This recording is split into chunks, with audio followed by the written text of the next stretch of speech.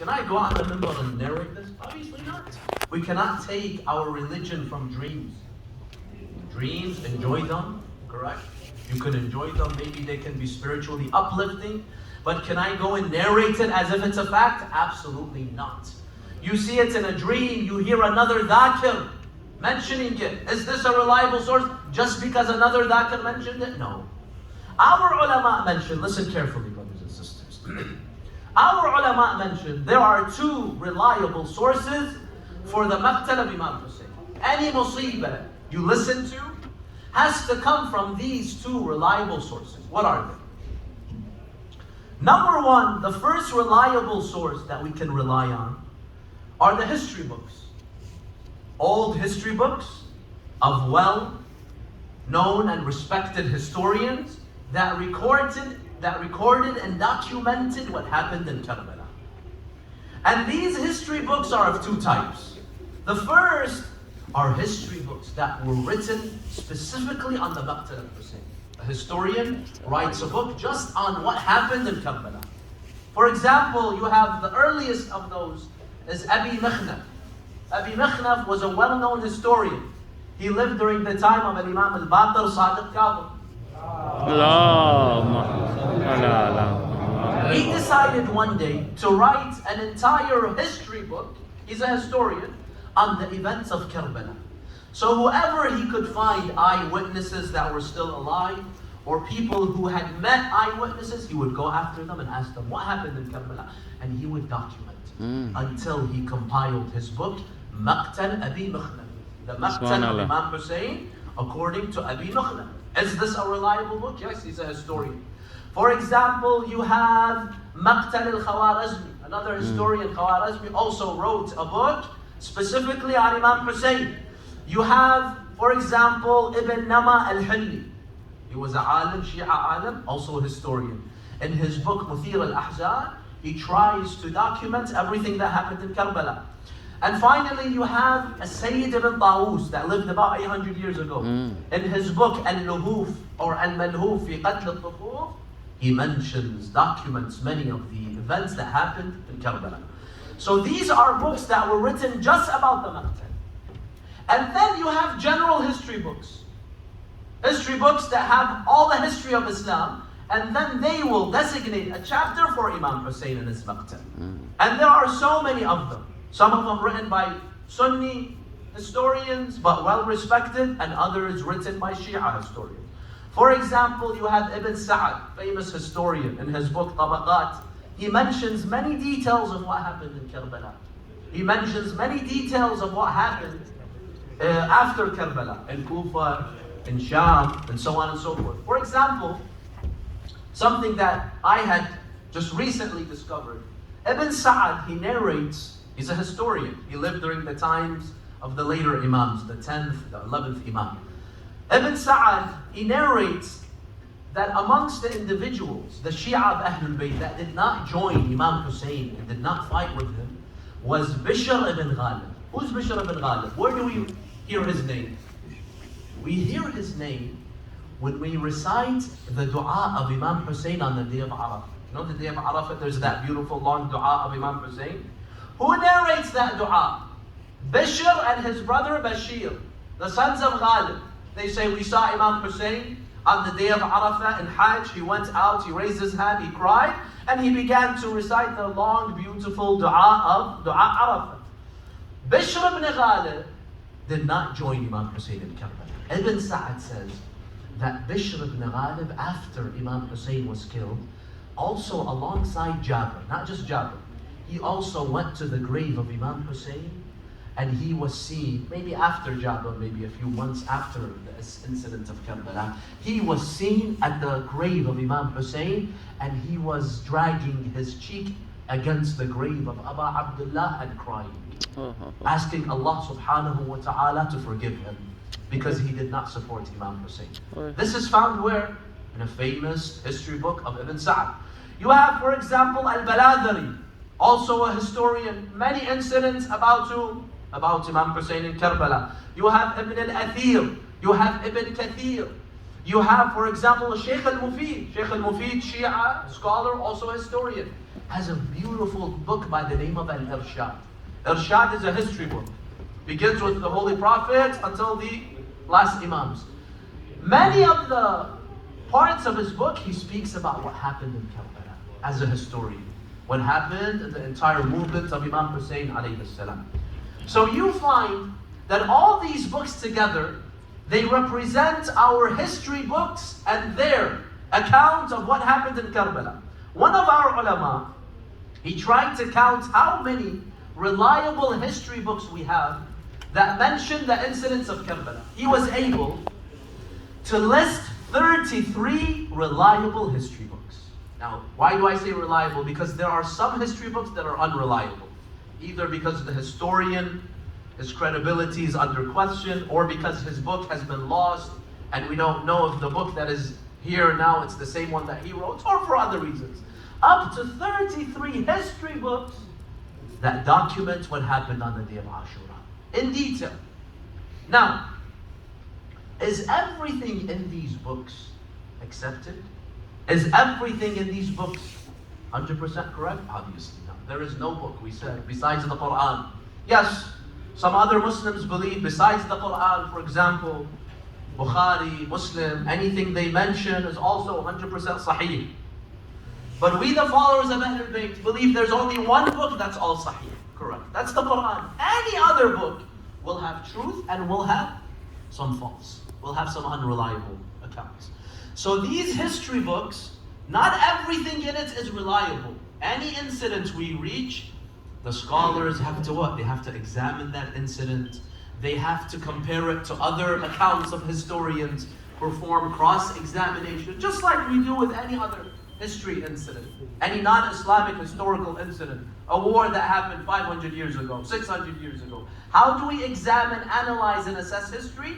We do the same with these books. But at the end of the day, whatever is mentioned in these books comes from a reliable source. Even if it may not be 100% correct, but at least the source is reliable. It's a history book that has documents in it. This is the first example of a reliable source that we can take the details of the Maqtal of Imam Hussein. Number two, the second example of reliable sources for the Maqtal of Imam Hussein are the ahadith of Ahl-e-Bait. The Imams of Ahl-e-Bait have told us in their traditions of what happened in Karbala. And you can find these traditions in the books of hadith, like Al-Kafi by Kulayni, like Al-Amali by Shaykh al-Saduq, like Kamil al-Ziyarat by Ibn Qulway, like Basair al-Darajat by Al-Safar, and many other books. In these books, these ulama, they have gathered many ahadith of Ahlul Bayt. Amongst those ahadith, you will find instances where the Imams speak about Karbala. They will tell their companions, on the day of Ashura, Imam Hussein said this, Imam Hussein did this, this happened to Imam Hussein, this happened to Bibi Zaynab. And most of the ahadith about Karbala are narrated from three Imams. The fourth Imam, Al-Imam Zaynul Abidin alayhi salam.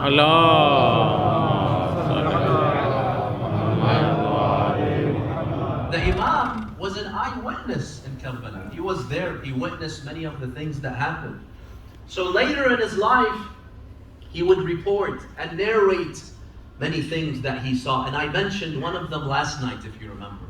This is mentioned by Sheikh al-Mufid. He narrates, the Imam himself says the story. I mentioned it last night in the Musibah, of how the Imam says, it was the night of Ashura, I was sick, my aunt Zaynab was taking care of me, and then I overheard my father Hussein.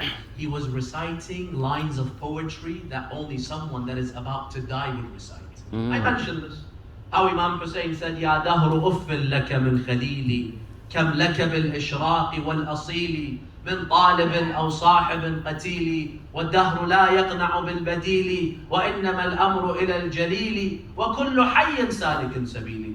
He spoke about how death will chase every human being and it will not let go until it takes you.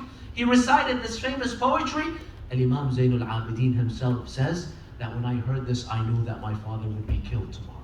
I knew that the plan of Allah would not change. Because there's always a possibility that Allah can delay, He can make a change in His plans. He says, I wanted to cry, but I held myself. But my Aunt Zainab, when she heard that, she burst into tears, and she went and she told her brother, Aba Abdullah, if you leave us, who will we have after you? I mentioned the whole story. So this is one example of an incident that happened in Karbala. Who tells us? The Imam, Al-Imam Zainul Abidin. And there's so many other incidents. Al-Imam al-Baqir, for example, many ahadith you find, Al-Imam al-Baqir gives us some of the details. And probably the most lengthy of the ahadith of Al-Imam al-Baqir regarding Karbala is the hadith of Ammar al-Duhni. This hadith is narrated by a Sunni scholar, Al-Tabari. Al-Tabari narrates a hadith which is sahih based on the Sunni standard. Every narrator is authentic. He narrates it from Ammar al-Duhni. Ammar al-Duhni was a companion of the fifth Imam. Was he Shia or not Shia? It's not clear. But he loved Ahl-e-Bait either way. His son Muawiyah ibn Ammar was a staunch Shia and a companion of Imam al-Sadiq. Ammar al-Tabari narrates, he went to Imam al-Baqir one day and he told him, Yabna Rasulillah, I want you to tell me the story of Karbala, and I want you to say it as if I was there and witnessed it. So tell me all the details. Imagine you tell someone, tell me about, for example, the game or your wedding. I want you to tell me as if I was there. So that person would tell you all the details. And then Al-Tabari, he says that Imam al-Baqir, he began with how Muawiyah died and Yazid came to power. And most of the hadith revolves around Kufa and Muslim ibn Aqil. Most of the stories that we hear regarding Muslim ibn Aqil, when he went to Kufa and how people came and gave bay'ah and then they betrayed him and so on and so forth, you find it in the hadith of Imam al-Baqir that Al-Tabari narrates. It's a very lengthy hadith. So this is another example. And then you have the sixth Imam. The sixth Imam, probably, you will find the most details about Karbala from the sixth Imam. Many ahadith from him. But there is one hadith that is the longest, the most extensive and lengthy. This hadith is narrated by a Shaykh al-Saduq. Shaykh al-Saduq, that lived almost 1,100 years ago, narrates this hadith. How long is it? I read it the other day, 13 pages. The Imam is just telling, it's like he's telling a story. He begins with Muawiyah's death until Imam Hussein was killed. 13 pages, he gives so much details. As Shaykh al-Saduq narrates it from whom? He narrates it from a man by the name of Abdullah ibn Mansur. Who was this man? Abdullah ibn Mansur was the nephew of an Imam al-Baqir, but not the biological nephew. What do I mean? In Islam, you can have a real mother, biological mother, and you can have a mother through breastfeeding, correct? So if I, for example, when I'm a child, or my mother my mother is breastfeeding me, another child is brought to my mother. This was very custom before, there was no formula milk. If my mother breastfeeds that child 10 times or 15, there's a disagreement between the ulama, either 10 times or 15, that child becomes my brother. Not biological brother, brother through what? Brother through breastfeeding. So if that, for example, child was a girl, when she grows up, she's mahram. She doesn't have to wear hijab. The mother would be, that breastfed would be the mother. The father, the husband of the nursing mother would be the father. My children would be nephews of that child. So Imam al-Baqir had nephews that were biological, and he had nephews from suckling and breastfeeding. Abdullah ibn Mansur was the nephew of Imam al-Baqir. SubhanAllah. One day he goes to Imam al-Sadiq. He's a companion of the sixth Imam. And he tells him, Yabna Rasulullah, similar to the hadith we just mentioned. Tell me about the maqtal of Abu Abdullah al-Hussein. I want you to tell me the details. And Imam al-Sadiq begins to beautifully tell him the entire story, 13 pages.